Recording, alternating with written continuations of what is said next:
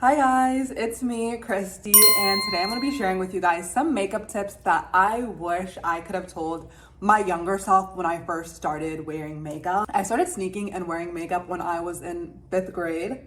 At that time, it was really just my mom's mascara and lip gloss, but I started really getting into makeup when I was like going into high school, and it was a bit of a roller coaster.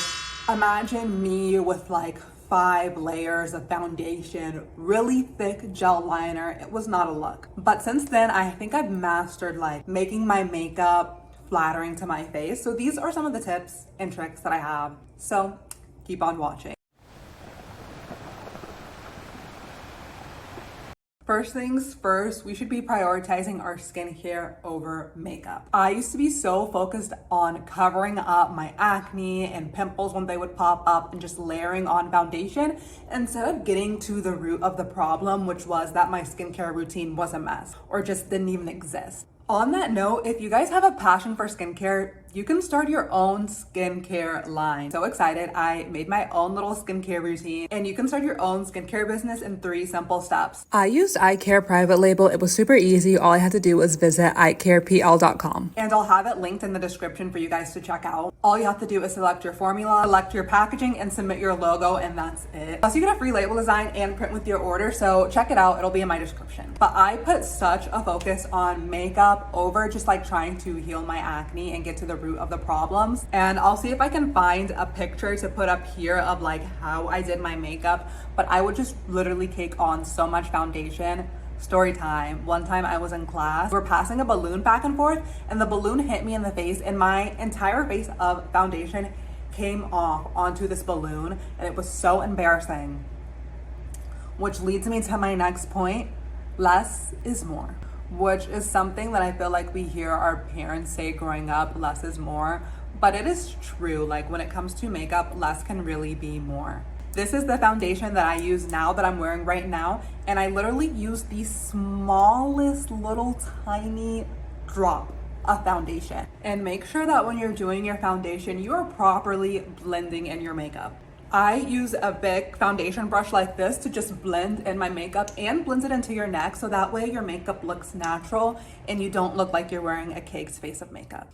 Which brings me to my next piece of advice: invest in a good setting spray. Especially like if you're someone who's in school or going to work, or you're an athlete or anything like that.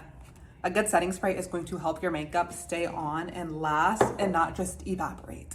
Another thing that I would do when I started out wearing makeup was wear liner on my tight line. And the thing about liner on your tight line is that it looks so good, but since it's on your tight line, it can like water and run. So whenever you're doing your tight line, I strongly recommend always setting it with a black eyeshadow, so that way it'll last longer and not run as easily. I also think that it's important to remember that, especially when it comes to like skincare and makeup products that we're putting on our face, just because the product works for someone else, it might not work for you.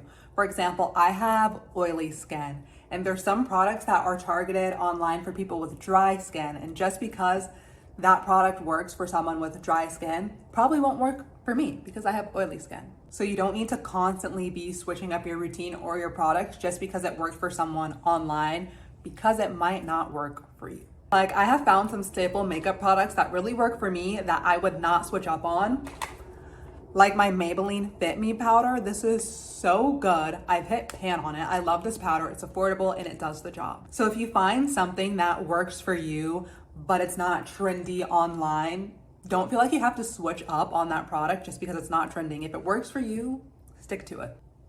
These are just my tips and suggestions. Of course, makeup is a form of art. Have fun with it. Don't take it too seriously. And everybody has to start somewhere. When I first started doing my makeup, it did not look good. Over time, I got better at it. I hope you guys found this video helpful. I love you guys so much. You guys are literally my besties.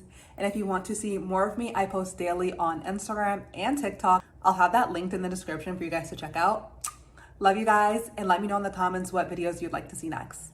Bye.